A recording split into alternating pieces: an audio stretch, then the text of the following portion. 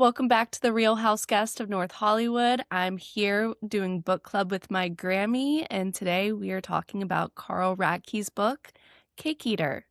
Grammy, what were your first impressions of this book? Wow. Offhand, I appreciated how honest he was in telling all the good and the bad, because it would be very easy to try to make it look like a easier journey but I was impressed. Yeah, I was too, because on the show he's been open on Summer House, but this was very direct in a lot of ways. Like when he was talking about how he would get cocaine and alcohol delivered, and I was like, "Oh, you're not sparing details at all." Exactly. It would have been easy to kind of downplay it and make it sound like he was stronger all the way through, but he showed his weaknesses and his pain and his trauma. Yeah. Did it feel like a reputation memoir or a recovery memoir? Like, what did it feel like to you in that sense? Wow. I would say a recovery. Me too. And I like that because, he took us through all the pain and the agony but then we got to end with the recovery and I like that. Me too. Me too. I mean, brought up so much about my brother and Jake, and I was just like, man, if he could have gotten to the other side, you know? I felt Oh, almost like jealous in a lot of ways. In a good way. Because I right. think so often I feel like I find the stories of another addict dies, another addict dies, another addict dies. And so it was beautiful seeing the outcome. And like once he does get sober and his friend Amanda says to him, "You seem more like yourself." That was like one of my favorite parts, I because a know lot of it is him searching for himself. because we wish we had seen Jake come back to be himself. Yes. And coming home to himself in a way. And Hmm. that kind of like because I was like, Cake Eater, that's an interesting title. But when, he talked about like, oh, Cake Eater is like a term of where I'm from in Pennsylvania, I was like, oh, it's kind of him coming home to himself. Do you think he took ownership of his like mistakes he made? Oh, I am so impressed with that. Or like even telling about that sexual encounter that caused so much trauma. I Yeah. know very few men who are willing to talk about those things. Yes. And Yes. I thought that was extremely brave of him. And he took back because the story was told for him on the show without his consent. So I loved him being able to tell it on his terms, in his way, and also say this is something that also happens to men. Yes, that really impressed me because I don't think about that happening to men. And yet I know it does. We've all heard about the Catholic priest and young Hmm. boys, but they don't get the recognition or the concern that women do. The memoir deals with shame, his shame with addiction, his shame with being sexually assaulted. And I thought he carried that really well, of how to not just deal with the shame, but like kind of explore it and what that feels like, because I think shame is a hard, hard thing to live with. It is.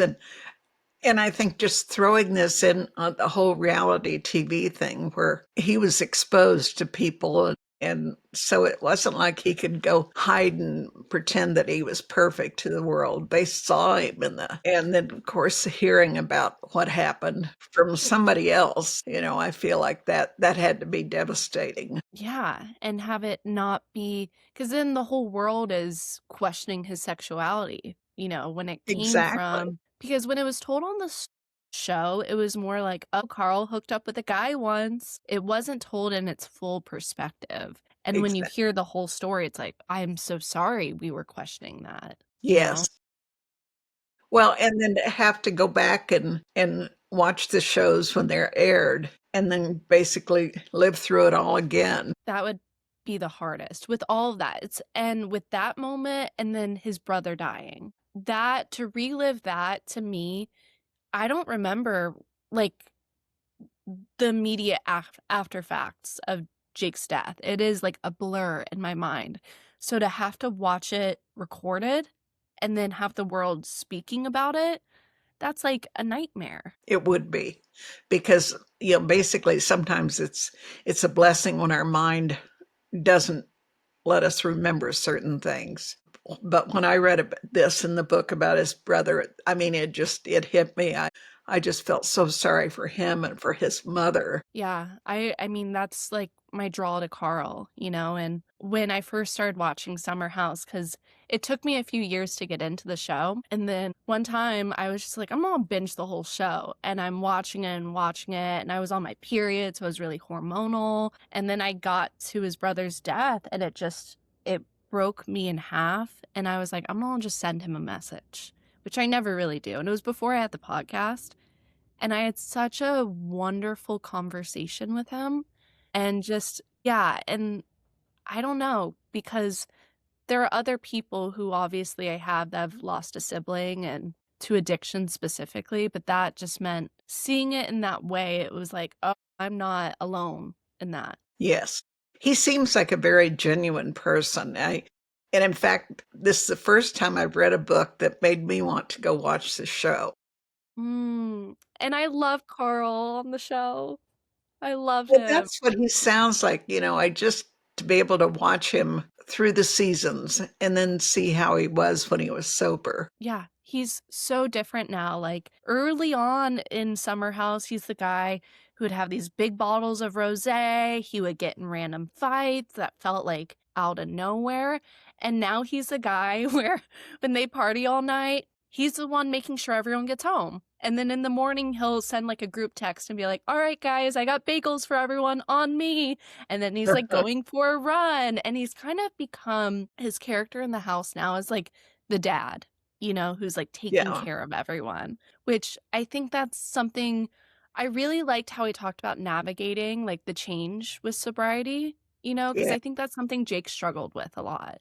And I Well, I saw know. it being social, and all these environments you're in. And you don't, I also found it interesting how he talked about finding what his triggers were, that his triggers Yes. weren't necessarily, alcohol itself, but the emotions around it, because I think that can be really hard to navigate. It made me think a lot about, okay, when I drink or when people I know do, why do we do it? What triggers us? And why some people can be happy with just, one or two drinks and others can't. Can't, yeah. It's like everyone has a relationship with substances, whether you use substances or not. So it's like finding what your relationship is and why, you know? Yes. Because I think it's stuff as humans, it's so dark and heavy, so it can be hard to like navigate with his mom and his dad. And do you think he understood like the collateral damage of his addiction? Do you think he took ownership of it, of like how it affected his family? Yes, I think he did. But I think that's a hard thing to do. I don't think all recovered alcoholics can accept that because it Yeah. does. It affects, I mean, just like in our family, we're all affected, even though we weren't close to, particularly to your dad. Yeah. No, totally. And I think I thought about his mom a lot, like having lost a child and then having another in recovery, what that's like for her. And like, she's probably like so proud of him. I know she is, because to like lose a child and then probably have the fear of losing another child immediately because he really spiraled when he lost his brother. So Yes, yes. I thought about that a lot because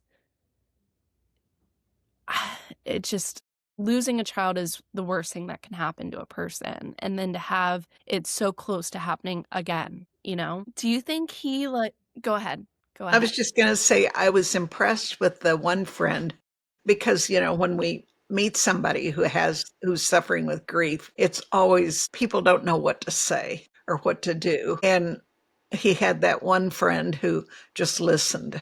And I thought, that's somebody who really understands. Mhm. So I like that. And that's what you need in that time because it's a loss that's, like, not I always say it's a loss you can't comprehend, Right. Right. Your brain can't comprehend it, so you do just need someone to listen. You don't need advice when you're grieving, No, especially in that way. don't tell me they're in a better place. Don't tell me what I should do or shouldn't do. Yeah, just listen. Another thing I thought about, like, losing his brother is, I really felt like he explored survivor's guilt, and that guilt, I think, played into him bottoming out. but I even related to it in a lot of ways of Really? being the surviving sibling and kind of questioning, they survived or I survived and they didn't, but why? The why of that. And I think that kind of cycled him more. And I kind of felt like, do you think his grief is like this lived in, metabolized thing or more active and raw? Yeah, I think it was a very active grief. Yeah, me too. And I do wonder how his recovery journey would have been different had he not lost his brother, I do because too. we all know how much that affects the whole family. Mm-hmm. I really feel like his grief feels very lived in and it felt active. And he's still, I mean, Jake died in 2013 and I still feel that rawness with it. And his brother, I mean, it's under 5 years, I think, Yeah, that's or yeah, five that years. It's doesn't still new. right. It's like you have this great big sore and maybe you get a little scab over it, but it doesn't take much to pull that scab off and feel it all over again. So do you think his recovery, does it feel stable and grounded to you? I think so, but I think it's he recognizes that it's just one day at a time, Mm-hmm. and it doesn't sound like he takes it for granted that he's Yeah. continually working on it. It feels like daily maintenance. He Yes, it's like this car that he tunes up every day. He doesn't let the car sit. He actively works on it. And when he talked about routine and how meaningful routine is, something simple like making a bed, I related to that. I loved that. Thought I'm gonna tell more people about that because there is something about just doing those certain routines Mhm. that, It can keep us grounded. it feels safe, almost like, how toddlers need routine to feel safe? And like Uh-huh. I think that's just a human thing that we just need routine. I think so too, because there are so many people that have a hard time with chaos in their life. I'm one of them. Like, I feel when my home is clean, when my bed is made, when my clothes are in the hamper and stove on the floor, I do feel like I'm doing okay. I'm doing okay, and I can go to the next thing instead of feeling like, ah. Exactly. I have exactly the same thing. Mhm. So when I was getting a new fireplace and my room was a mess, I started feeling the tension. One thing I like that he talked about too, which I think a lot of people in the recovery community don't agree with, but he still uses weed and cannabis. And I think a lot of people in it's all or nothing. Right. And to me, it feels like harm reduction instead of bargaining. What were your thoughts on that? Well, I've never been approved of using weed. That's my generation. But I feel like his therapist is okay with it. His sponsor is okay with it. So that's between them. It's not up to me to judge and decide. And there's honesty around it, because it was used on the show, Grammy. Like, Carl's not really sober. He still smokes weed? And I didn't like how it was like used against him. Like, oh, it's the secret when he's being honest with his therapist, he's being honest with his sponsor, and anything to keep someone alive? Well, Because, did some research on it and the effects of it. And, I thought, okay, I feel more comfortable with him doing that. mhm. It's not something else that he's putting in place. It's going to make him more addictive, I don't think. No, I think it's something that keeps him grounded as well because people have vices and I think it's hard for addicts when everything gets cut out? And they Right. have to change everything about how their life is. So, yeah, smoke a little weed if that's going to keep you not binge drinking, not doing coke, and not like when he talked about how he would like 3 a.m. call everyone in his phone, breaking Oh, geez. down. You don't do that when you're smoking weed. That doesn't do that to a person? Weed doesn't make you violent in that way. Probably just goes to bed. Probably. Do you think people can truly change? Like, I'm trying to distinguish behavioral correction and identity transformation. Like, does Carl change who he is or what he does? I felt a big change in growth and maturity. And maybe that's the problem when you start using a drug so young when he wasn't mature to begin with. But definitely he changed. That happens all the time if people want to change. Yeah, I think so too. And I think sometimes with addiction, when you like love an addict, you feel like this will never change when you're in it, you know? This is who they are. This pattern keeps happening. So it was really beautiful to see a transformation in him. And also, I think because he wrote the book from a place of being sober. So sometimes he's kind of looking back at himself. You're not really in his mind at that time, but you can feel the difference of how he was talking about it in some ways. Well, when I first started reading and he was in the midst of partying and addiction, and I thought, just another playboy. I would never care to be friends with him. But by the end of the book, after his recovery and the things he was doing and the way he works with other people and is helpful, I thought, this is a person I'd like to know. Yeah. Yeah. Oh, because I feel like we're getting to know different parts of Carl, like throughout the book. Like we have this boy from Pennsylvania who, and I related to him a lot in the beginning when you have an older sibling who's an addict and you're like, I just want to be the good kid. I want to be the straight A student. I don't want to cause problems for my family. And then we see Carl the addict. Then we also see Carl the reality star who kind of falls in love with being famous. And then Mhm. we see Carl kind of this sober self-help narrator, you know, and do you think these are masks or like layers to him? Oh, that's interesting. I think they're probably all parts of him, and they're things Mhm. that a lot of people go through even who aren't addicted. I think when I look back at myself when I was first married and I was so young and naive and did a lot of foolish things as opposed to the way I feel now. Mhm. So people do change. And so Mhm. they're all in a way a part of him. He's a sociable person. So you can see that even though in his maturity, he doesn't rely on alcohol and so forth. Mhm. But basically, he has always been sounds like a sociable person. Yeah. Yeah, and I think part of that is him. I think when you grow up around addicts, you become sociable because you learn how to like, okay, I'm gonna make everyone else, I'm gonna distract you and make you feel better. And so I related to that because I feel like naturally I'm somewhat shy, but I feel like Jake's addiction kind of was like, hey, look, I'm here. You know, and you kind of become not attention seeking, but you know how to take that on, you know, to be like, "Look, I'm the good one." And yeah, I think about that song, that Trixie Mattel song. It's like all your moving parts. They're all these different parts of you, and they all line up together and they overlap. They're not like different eras, you know, they're all together in one. Do you think reality TV fueled his addiction? Yeah, I think definitely.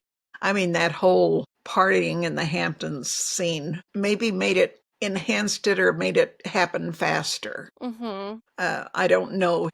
I think it's quite possible he would have gone down that road anyway, but I think it accelerated the whole I thing. do too. And I think in some ways it might have fueled it, but also might have saved him in certain ways because you're seeing your behavior played out, you know? You can't. That's true. I hadn't thought about that. This is one of the first books too that doesn't blame the edit. If you notice, all the other Bravo books are like, it's the edit.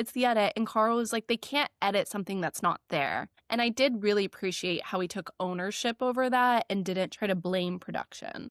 Absolutely. He really did. I was impressed with that. I wonder how, because he's been on the show now sober, I think 3 or 4 seasons. I wonder how long his sobriety can like live in that ecosystem.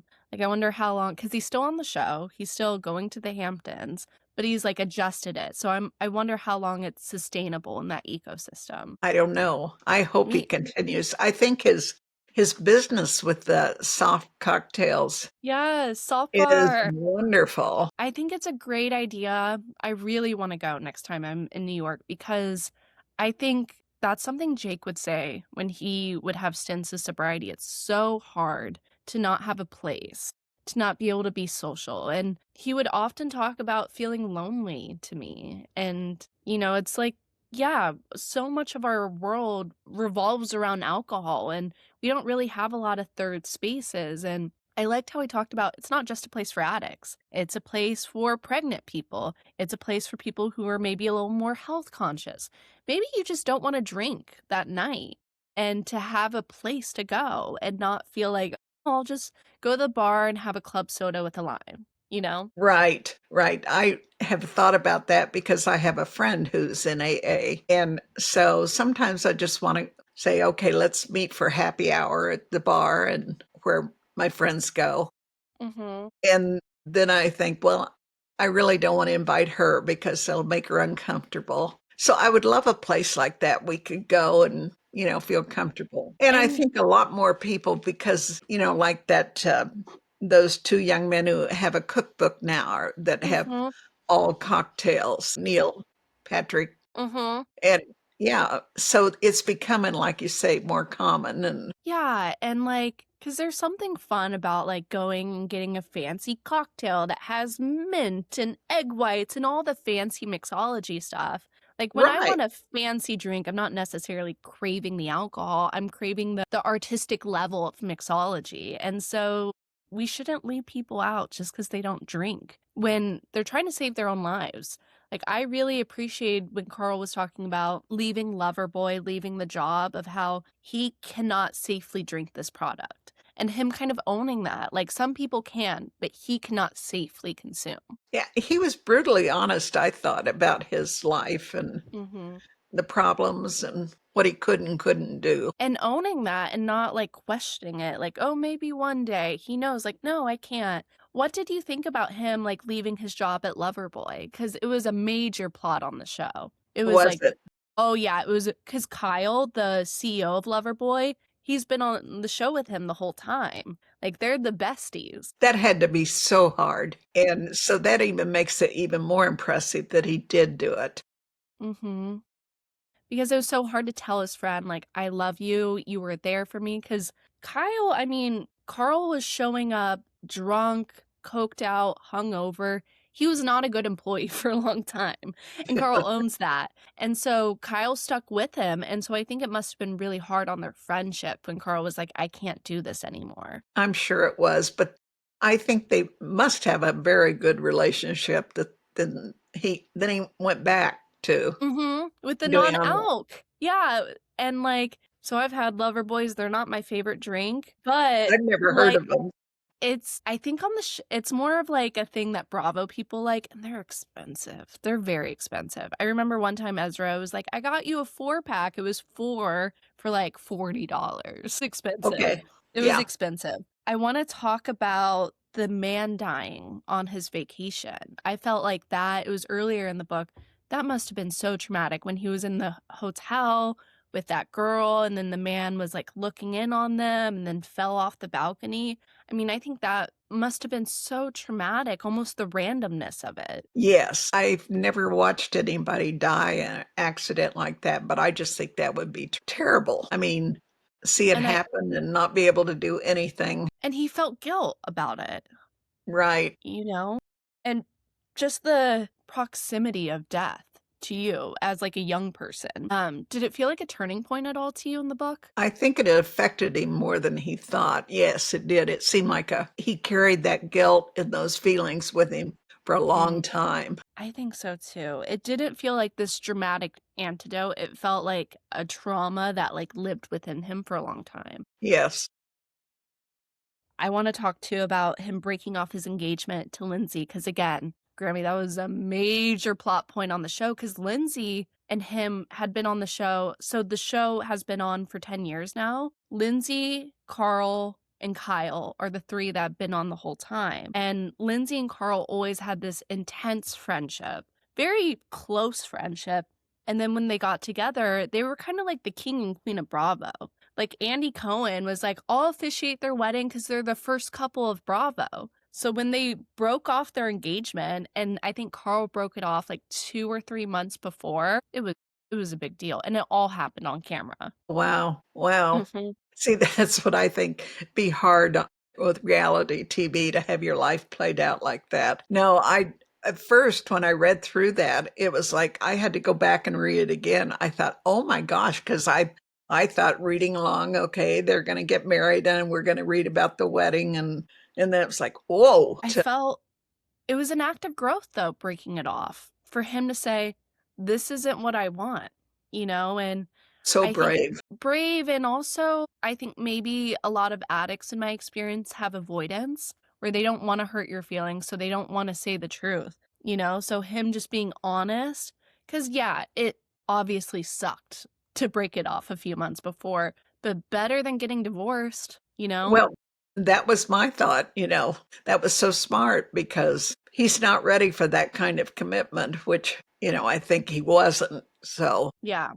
And I think a lot of addicts, they think they can outsmart themselves, you know, like, oh, I'm like this whole wait a year to be in a relationship. That's what most people should do. But I'm like smarter than that. And then kind of giving in to like, no, that's there for a reason. That rule. It's kind of, you know, how they say you have to like, addicts have to they can't have themselves at the center, you know? And I think that was kind of an act of that, of bowing down to, I am not the center. I do not know everything. yes, And I think also, you know, it's a proof of his growth was ending that engagement, you know? that had to take so much courage. And yeah, that Yeah. would be hard. Yeah. And I just want to go to softball now and like celebrate Carl, and I want to see him keep going because it really the book was very inspiring. You know, it wasn't like an easy read though for me because it was heavy. It was very, Yes, it very was. heavy and hard, and I like I said earlier, I felt jealous of like the sobriety he gets now, and I'm sure he feels that because he understands losing a brother as well, you know? Well, and I think I'm like you, because I went in reading the book, we're thinking about all those other people who have problems like that, and so it was a bit depressing at times. I would have to put it down for a little bit and do Yeah. something different. Who would you recommend this book to? Well, for one thing, I thought, I'd like for teenagers to read it, to understand that where that, because so many teenagers, they feel that I want to be a part of the crowd. And I just want them to understand that drinking can lead to, particularly if you have a family history, I think they need to be aware of that. Yeah, I would recommend it to teenagers. I would recommend it to people in like early recovery, but also like families of addicts as well, because I felt like I got an insight and I felt like I wish I could tell Jake, like, I'm so sorry you were feeling like that. Like, I'm Yes, sorry that's what you were going through. Cause I think at times, because I was young, you know, and he was dealing with his addiction, I felt like, why can't you just stop? Like, why I can't you know. just stop? Why can't I be enough? Why can't our family be enough? And I like looking back, I'm like, it's not that easy, you know, and I felt that. So, yeah, I would really recommend it to any, especially siblings, you know. Absolutely. Or anyone who has someone in their family who has addiction problems. I think they need that to fully understand how hard it is to get clean. And another thing I really liked is he talked about him forgiving his parents because he had a lot of resentment, particularly towards his father, but because he didn't come from this picture perfect family, and just forgiving his parents for just being people who make mistakes. Because he's like, I've made mistakes. My parents have made mistakes. We're human. And, you know, I think that's something about growing up. You see, oh my God, my parents are just human beings. This is their first time on earth, just like me. Yes, I'll never forget the time your mother called me and said, "I'm so sorry, Mom," because she understood then how hard it was Yeah. at times. Yeah. But there are joys too to being a parent. Yeah. And in the acknowledgments, I loved it where he thanked his mother for sticking with him, and that was beautiful. Carl has a podcast now and he just did an episode with his mother, and I'll send it to you. It was a great Yes, episode. I would like that. And I feel like I related to Carl's. I know, like, we're not from the same place, but like, there's something about Pennsylvania and Indiana that feels similar to me. So I'm like, I feel like we grew up similar. So it was just, I saw a lot of my own mom and his mom. And so I think I felt this immediate closeness, you know? Yes. So, Grammy, what do you think you are going to rate this book? You know, I wanna rate it 2 ratings, a Mhm. 4 for the content and a 3, I think, for the writing. Yeah, I agree. 3.5 because the content was amazing. He did use a ghostwriter, and I feel like the ghostwriter, I go back and forth. I agree with celebrities using ghostwriters because writers should be the one writing, but um yeah, it wasn't my favorite writing. I didn't dislike it, but I wasn't like, "Oh, the writing's so good," but the content was amazing. Exactly. It told a story, and I don't even have my martini. I thought that didn't seem appropriate, I so feel well. Well, I'm no drinking martini. coffee. Well, cheers to you, Carl. Thank you for sharing the story. And Grammy, thank you for being on book club. We'll be back next month. We're back doing book club all the time, and we'll be reading Lisa Rinna's new memoir. Yay. Thanks, Yay. Carson. Thank you.